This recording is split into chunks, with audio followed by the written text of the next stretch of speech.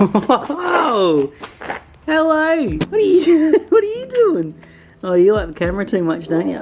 What's doing, Alfred? I thought this might be a good time to introduce you guys to a new member of the best Baldwin family. Alfie, are you going to be cute for the camera today, or are you just going to be chill? I don't know if you guys have seen him on the channel yet. I don't think you guys have. What's that? Oh, don't be so cute. So now Douglas has a friend. Dougie. Dougie. Do you care? No? Oh, you're so cute. Hello. Hello. What's good, guys? It is a Thursday afternoon. It is beautiful outside at the moment. I'm going to try and make use of the light before we come into winter. I'm going to have to excuse the dog yelping because I cannot help that at all. It's almost like a year ago when we first got Doug, and we had to deal with that, or we were doing the interior in the Falcon when the trans blew up. How good. Speaking of blowing up, that right there is my coolant return line from the turbo. As you guys can see, it is currently not intact at all. So that's going in the bin. So after all the floods that we had a couple of weeks ago, I have basically not been able to make content because I'll insert some clips right now for you guys. Current state of our house. Dam broke its, a little dam down here broke its banks this morning. And ever since then it's been 5 hours of just crazy rain. Do you want to go down there? I want to see what it's like.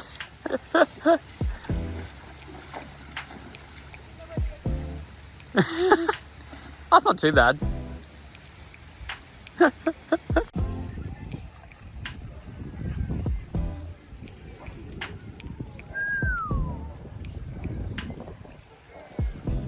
This bridge is still entirely under.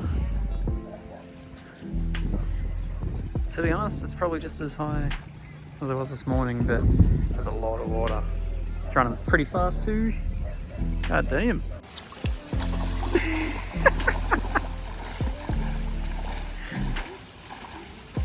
Oh my god. This is so weird. Beautiful. Cheers. Basically the water came up to the bottom of my mailbox, and it's a little bit scary, not gonna lie. It wasn't the nicest feeling, and not only that, but we couldn't take the RX-7 out, and I didn't have the 33 with me because we had one of my mate's patrols. We were basically trapped on a little island because where I live, there's one road in and one road out, and that was like a meter deep, and like the patrol probably would have made it, but I didn't really want to risk it. So pretty much everyone was stuck on this little tiny island. But after 3 weeks, I could finally get it out of the garage, and I finally went to go take it for a drive. And believe it or not, the shortest drive I have ever been on. We drove it 100 meters down the road, and I split that line. Pulled up at the traffic lights, the first set, and the thing just started smoking everywhere, out of the bonnet. So luckily Tom was right beside me, grabbed the extinguisher, popped the bonnet. Very, very happy with how quickly we got to the front of the car. But yeah, luckily for me, there was no flames, and all I saw was a bunch of green and a bunch of steam, and I knew exactly straight away where it was coming from, somewhere around the turbo. And sure enough, my coolant line had completely disintegrated, and yeah, it's absolutely insane. We've tried to heat manage on this thing. We had that really high pressure line there, wrapped with heat wrap, and even still then you guys can see that around here, it's all sort of like the outside of it is kind of melted in a way. And the line is this stuff right here. I don't know if you can really see it, but yeah, we did the coolant lines in this. You guys can see it's got so hot. It's basically just wicked the entire line all the way down. Like it just crumbles when you touch it. Bloody horrible. So now that we just got this entire RX-7 all together, we're gonna pull the whole thing back apart. Now I know this seems probably a little bit excessive, but at the end of the day, I don't wanna have any issues with this car whatsoever. So instead of just replace that coolant line with a braided line and be done with it, we're going to completely take the hot side off the RX-7 because it's gonna be nice and simple, and we're gonna be HPC coating the entire lot. So let's get into the car, let's get started.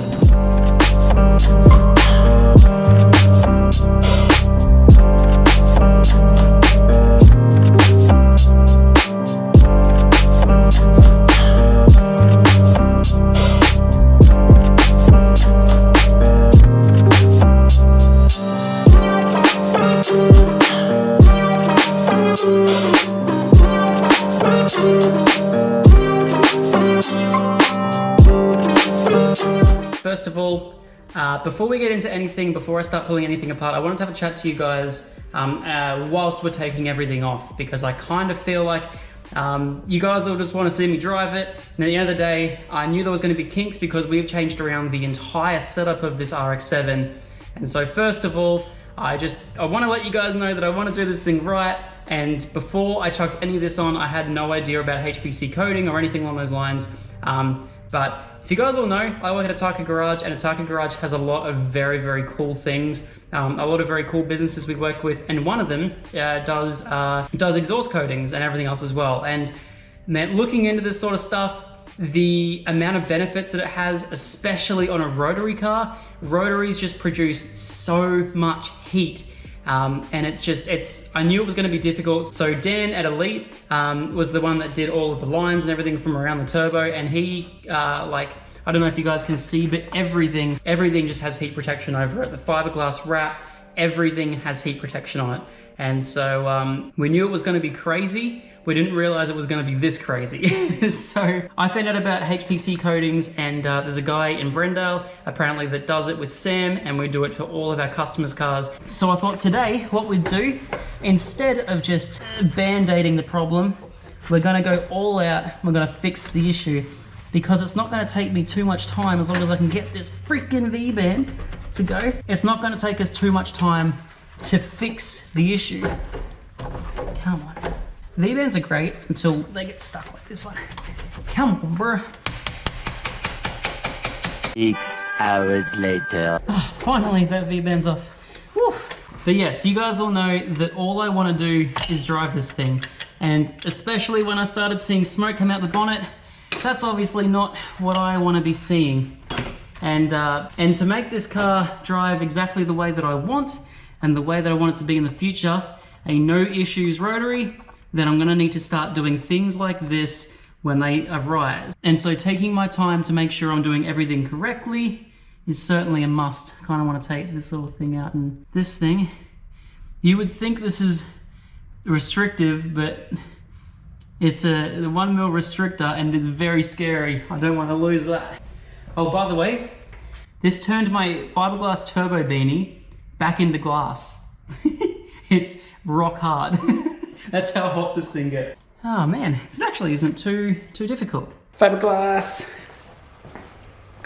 Rightio, so after about an hour or so, intercooler piping is off, turbo beanie's off, coolant feed is off, dump pipe's off, got the V-band off for the dump pipe, well of course, because, oh, don't worry Zach. And now I've just got all the lines off around the turbo, and they're all off. So time for the turbo to come out of the car.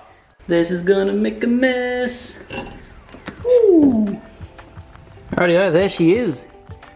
My exhaust manifold and all of my coolant again. Oh well, either way. Alrighty, so now comes the fun part. I'm going to undo the wastegate. The wastegate's coming off as well. Then I'm going to take the headers off as well, because that's all going to get HPC coated. I'm so stoked. It's going to look so good.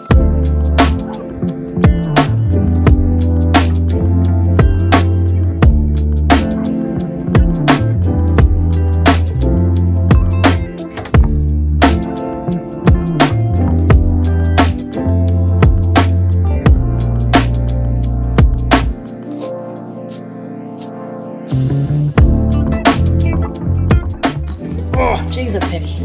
Woo. Well, there you guys have it. I got home at 6 o'clock.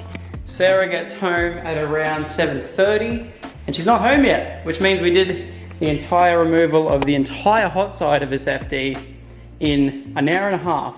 Now, remember when I first wanted to take this hot side off this RX-7, how long it took me? 2 days to get those twin turbos off.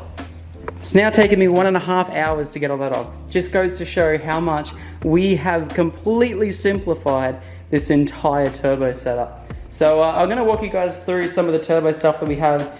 God damn, that dump pipe looks good beside those TEs. This stainless has a beautiful gold color all through it, and man, the wrap, the fiberglass wrap and everything that Dan did at Elite is absolutely beautiful. And I'm actually so happy that I managed to pull all this off, because originally I wanted to put it all on myself, but Dan was way ahead of me, did the entire lot. And that means that I didn't get to see any of his amazing fabrication work, so you guys can all check it out right now, which I'm stoked about. So you guys can see my, my plumb back in section, the V-band, so I can go back into the exhaust. So I'm just gonna move this one out the way really quickly. The beautiful intercooler piping that we have right here.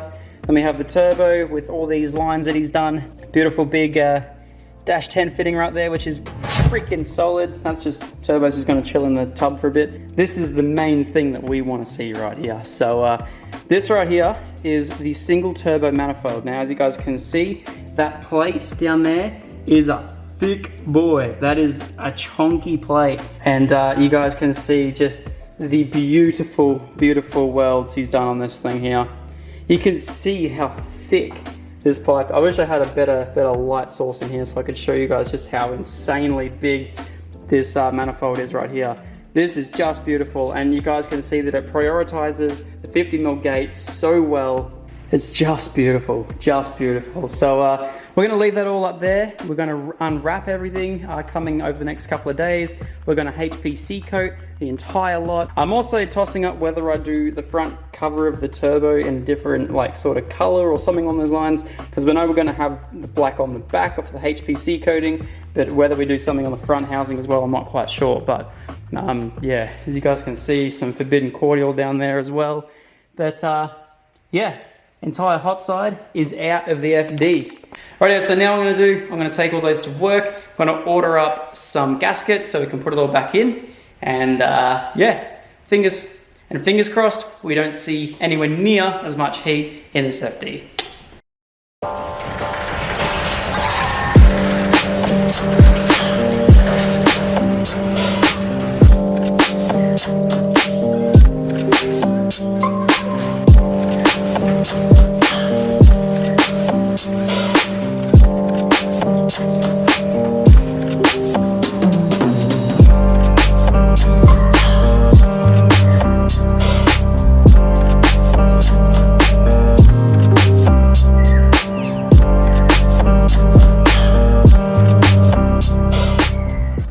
Poor Skyline's been a little bit neglected as of late. So I decided today, because we're going to go to a Tucker Garage and film today for a channel that actually uploads every 2 weeks reliably, unlike myself, we're going to go and service the 33 today. Now there's a track event out at Lakeside today that I was thinking I might head to and just go watch in the afternoon, because apparently there's some pretty nice cars down there. But yeah, kind of thinking we might go do that for a little bit and just chill in the car. But before that, I'm going to go film for the Tucker Garage YouTube channel. I'm going to go service this thing. Oh, how I've missed this thing. Yeah.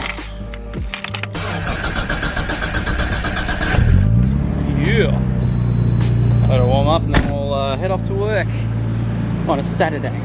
So this car has been absolutely amazing as of late. Before I got the electric skateboard, the only issue I had was having a few little issues where the coil harness, it was so old and so brittle. There's some of the contacts in the actual plug just weren't contacting at all. So luckily we had one lying around at the Tucker Garage from a customer's build, so we chucked it on the car. She's mint now. Fires in all cylinders.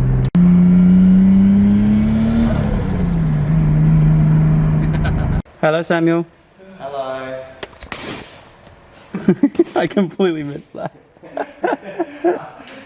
You like said hello, Samuel, as I walked in. What's going on, man? What are we doing today? I'm working on the S15 and I'm helping you, you're and then fixing the R33 by the sounds of it. And I'm doing a service on you. yeah. Yeah. What's going on, Ash? Where's he going? I'm filming. Yo, what's up? What are these? Gonna get a bunch of stuff done on Sunday, so. Yes. Yeah. If you guys don't know Ash was the one that helped me out with the super cheap stuff. And then never responded to my emails after that, no.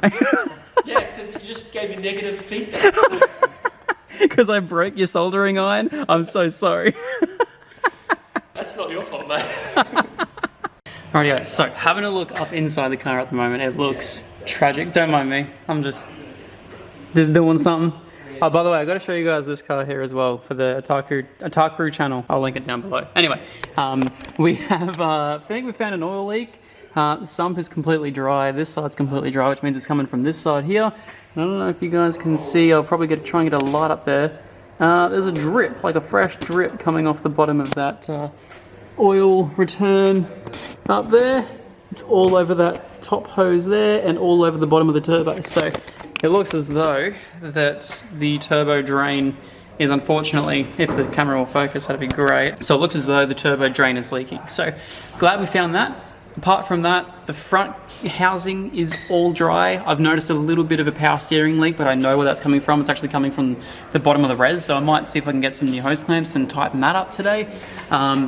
But yes, aside from that, everything here is looking a-okay and absolutely mint. So very, very stoked about that. I have noticed there's a little bit of a knock in the front end somewhere. I thought it was tie rod ends and we tried to fix it. Fixed it for a little bit, but they've come back. So I'm wondering if potentially steering rack may be on its way out. But there's a whole lot of stuff in this car that probably needs to get done. So I'll double check everything. Could even be coilovers. I've bolt checked the entire thing, so we'll find out. But either way, I want to go through the oil today and just make sure that everything's and just make sure that everything still looks perfectly healthy for an engine that has probably about 15,000 Ks. And yeah, so let's drain some oil. This is always dangerous with a camera. I've got a bucket just down here just to make sure I can double check the oil without watching it all go down the little thingy thing.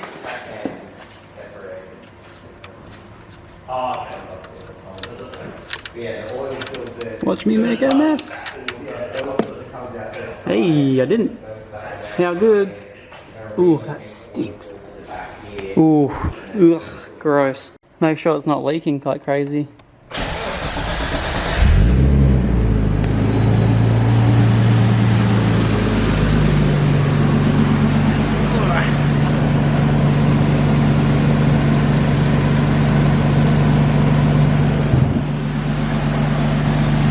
Yeah, and first of all, I'm not trying to be someone I'm not, but there's plenty different ways for you to go and get your props. You don't need to try pretending living lifestyles you ain't got. That's that shit I told myself when I was low and feeling lost. Learning lessons pay the cost while they watching you go.